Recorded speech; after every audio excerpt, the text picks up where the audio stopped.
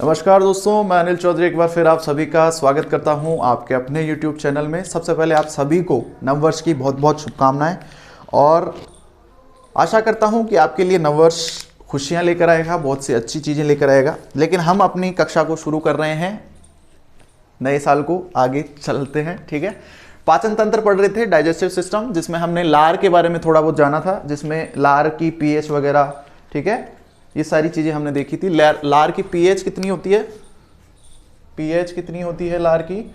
6.8। ठीक है, लार की जो पीएच हमने देखी थी वो कितनी थी? 6.8। ठीक है, लार के एंजाइम कौन कौन से है? टाइलिन है, एमाइलेज है, माल्टेज है और लाइसोजाइम है। ये चार इसके एंजाइम हैं। और लाइसोजाइम एंजाइम को एक बार देख लेते हैं। यह जीवाणु, बैक्टीरिया को नष्ट कर देता है।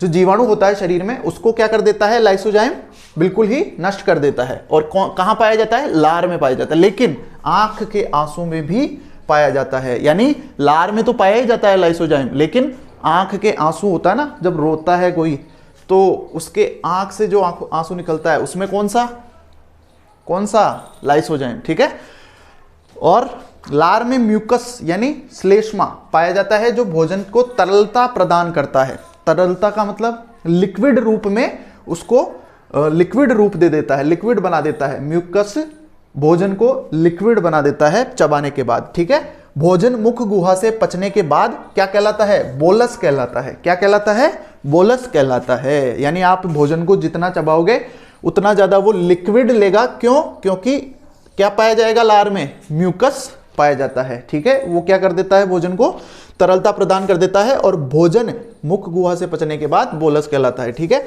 आगे है ग्रसनी। ग्रसनी क्या है? श्वसन और भोजन का क्या है? संयुक्त मार्ग है। यानी भोजन भी आप एक जगह से, एक ही मार्ग से लोगे और सांस भी एक ही मार्ग से लोगे। वो क्या है? ग्रसनी है। ठीक है, यानी सांस जहां से ले रहे हैं वहीं से खाना खा रहे हैं, और जहां से खाना खा रहे हैं वहीं से सांस ले रहे हैं। उस जगह को, उस रास्ते को क्या कहते हैं? ग्रसनी कहते हैं। अगला क्या है? ग्रसिका। यह भोजन को मुख गुहा से अमाशय तक लाती है। यहां पाचन संबंधी कोई क्रिया नहीं होती। यानी ग्रसिका का कार्य क्या है? यह भोजन को मुख गुहा से यानी मुंह से अमाशय तक ले जाती है, लेकिन इसमें कोई भी पाचन क्रिया नहीं होती है। ठीक है, आगे चलते हैं, आगे देखते हैं अमाशय। ठीक है, अमाशय होता है आपके जे आकार का। कैसा होता है?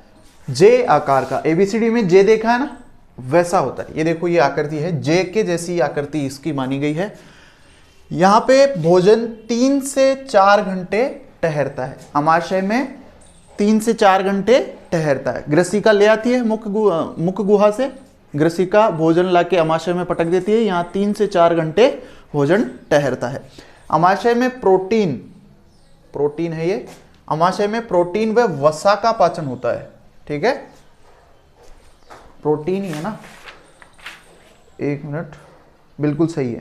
प्रोटीन और वसा का पाचन होता है, और विटामिन का पाचन होता ही नहीं है, ये ध्यान रखना, विटामिन का पाचन होता ही नहीं है। अमाशय को 3 भागों में बांटा गया है। पहला है कार्डियक अमाशय, दूसरा है फंडिक अमाशय और तीसरा है पाइलोरिक अमाशय। ठीक है, 3 भाग हैं अमाशय के।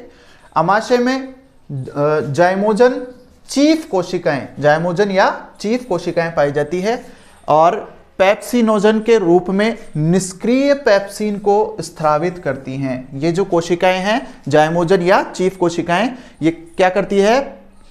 पेप्सिनोजन के रूप में निष्क्रिय पेप्सिन को स्रावित करती है, जिसे HCl सक्रिय करता है। HCl का मतलब क्या होता है? हाइड्रोक्लोरिक अम्ल। ठीक है, हाइड्रोक्लोरिक अम्ल होता है HCl का मतलब। आगे देखते हैं,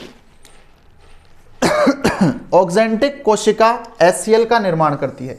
HCl का निर्माण किससे होता है? ऑक्जेंटिक कोशिका से। हाइड्रोक्लोरिक लिक्विड, ठीक है, हाइड्रोक्लोरिड लिक्विड, जिसका किससे निर्माण होता है? ऑक्जेंटिक कोशिका से। म्यूकस कोशिका श्लेष्मा का निर्माण करती है, जो अमाशय में दीवार को, अमाशय की दीवार को HCl व एंजाइम से बचाती है। म्यूकस है वो श्लेष्मा का निर्माण करती है, श्लेष्मा झिल्ली का, जिससे अमाशय की दीवार का क्या करती है? बचाती है, किससे? HCl और एंजाइम से। आमाशय में भोजन के अंदर, आमाशय के अंदर की बात है, भोजन के अंदर HCl व एंजाइम आकर मिलते हैं। जो आगे जो इनके काम होंगे वो हम पढ़ेंगे HCl और एंजाइम के, ठीक है। HCl और एंजाइम क्या क्या कार्य करते हैं यहाँ आने के बाद में भोजन के अंदर, वो देखते हैं। आगे देख लेते हैं HCl हाइड्रोक्लोरिक अम्ल और एंजाइम के कार्य। ये जीवाणुओं से सुरक्षा करते हैं और ये निष्क्रिय पेप्सिन व रेनिन को सक्रिय करते हैं। एसिडिटी का कारण यही है, अम्लीयता कर देते हैं, खट्टापन कर देते हैं, जिससे एसिडिटी होती है। आमाशय के एंजाइम कौन कौन से हैं? ये देखिए, पेप्सिन हो गया, पेप्सिन, रेनिन और लाइपेज, ये 3 एंजाइम पाए जाते हैं आमाशय में। नोट लिख लीजिए बहुत बड़ा वाला, आमाशय में कार्बोहाइड्रेट्स का पाचन नहीं होता है। ध्यान रखना, आमाशय के अंदर कार्बोहाइड्रेट्स का क्या नहीं होता है? पाचन नहीं होता है। चलो अगला जो भाग है वो पढ़ते हैं, छोटी आंत। आगे देखते हैं छोटी आंत, ठीक है। छोटी आंत की लंबाई कितनी है? 6 मीटर, और नाम क्या है इसका? छोटी आंत। भगवान भी देखो कैसी कैसी चीज़ें बनाता है। लंबाई 6 मीटर है, नाम क्या रख रखा है? इंसानों ने नाम क्या रख दिया? छोटी आंत। ऐसा कैसे हो सकता है? जिसकी लंबाई 6 मीटर हो वो छोटी कैसे हो सकती है? चलो कोई दिक्कत नहीं है, इसमें नाम में कोई ज़्यादा नहीं पढ़ेंगे। अब देखो, ये इसकी संरचना है, इस प्रकार की छोटी आंत दिखाई देती है जैसी मेरे से बनी है।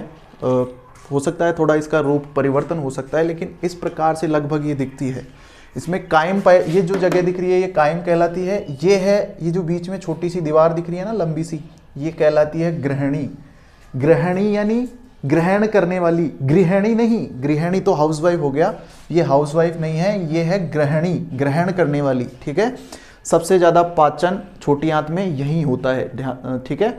ये है हिपेटोसाइट, जो कि पित्त रस का निर्माण करता है, और ये है पित्ताशय, जहां पित्त रस संचित रहता है यानी इकट्ठा होता है। ये अग्नाशय हो गया, ठीक है। चलो, छोटी आंत में अग्नाशय के एंजाइम एमाइलेज, जो किसका पाचन करते हैं? कार्बोहाइड्रेट्स का, ठीक है। छोटी आंत के अंदर अग्नाशय का एंजाइम पाया जाता है एमाइलेज, जो कि कार्बोहाइड्रेट का क्या करता है? पाचन करता है। छोटी आंत में कार्बोहाइड्रेट का पाचन होता है, लेकिन आमाशय में किसका पाचन नहीं होता है? कार्बोहाइड्रेट का, ठीक है। आंत की दीवार जो कि किससे बनी होती है, जिसमें क्या पाया जाता है? एंटेरोकाइनेज एंजाइम, ठीक है। ये ट्रिप्सिन को सक्रिय कर देता है, ठीक है। और अब देखते हैं पित्त रस, बाइल जूस, इसको बाइल जूस बोलते हैं पित्त रस को, ठीक है। वो देखो पित्त रस, इसका निर्माण यकृत में होता है, यकृत यानी लिवर में होता है। इकट्ठा कहाँ होता है? ये पित्ताशय में, यहां पे ये इकट्ठा होता है। और कार्य स्थल क्या है इसका? छोटी आंत। काम कहाँ करता है ये? मतलब पैदा जयपुर में हुआ, काम मुंबई में कर रहा है। निर्माण यकृत में हुआ है और कार्य कहाँ कर रहा है? छोटी आंत में। और इस पित्त रस के अंदर सोडियम कार्बोनेट व बाइकार्बोनेट पाए जाते हैं, ठीक है। आगे चलते हैं,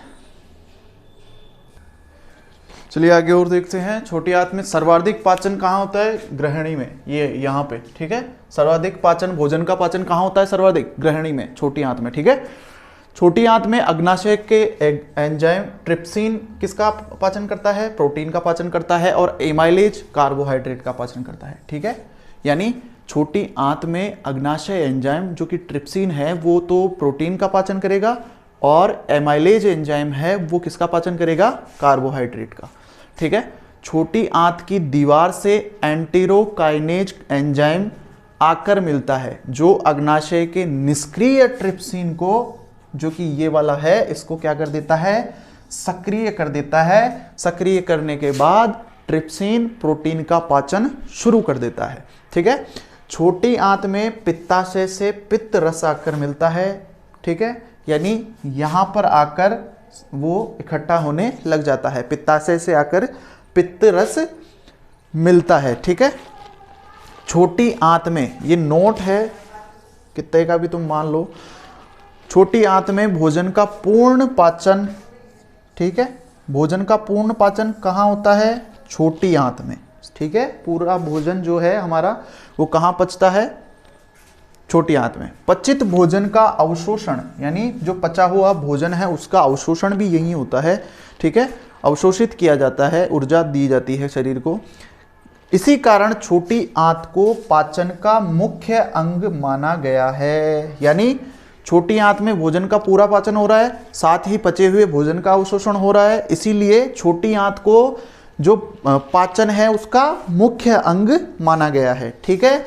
ये एक बार आप इसको स्क्रीनशॉट वगैरह अगर लेना चाहो तो ले सकते हो, क्योंकि मेरे पास इतना खुद के पास टाइम नहीं रहता है कि आपके टेलीग्राम वगैरह में ये चीज़ें डाल सकूं, तो आप स्क्रीनशॉट ले लिया कीजिएगा, ठीक है। आगे चलते हैं।